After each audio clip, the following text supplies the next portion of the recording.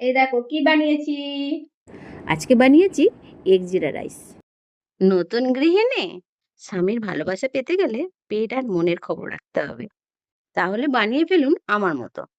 500 গ্রাম বাসমতি চাল 1 ঘন্টা ভিজিয়ে রেখে আধারি ফোটানো গরম জলে চাল তুলে দিয়ে যেই 80% মতো হয়ে গেল আমি নামিয়ে নিয়েছি।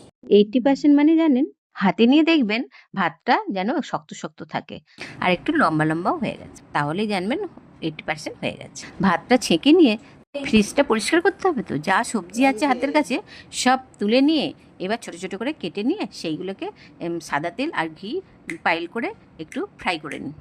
সবজিগুলো যখন ভাজা ভাজা হয়ে আসবে, এবার কাজু আর কিশমিশ দিয়ে তারপরে 2টো ডিম ফেটে দিয়ে দিন। ভুজিয়া হয়ে গেলেই ওর ওপরে ভাতটা তুলে দিন, দিয়ে একটু অল্প করে নুন আর একটু চিনি মিষ্টি হওয়ার জন্য এইবার জাস্ট রেডি।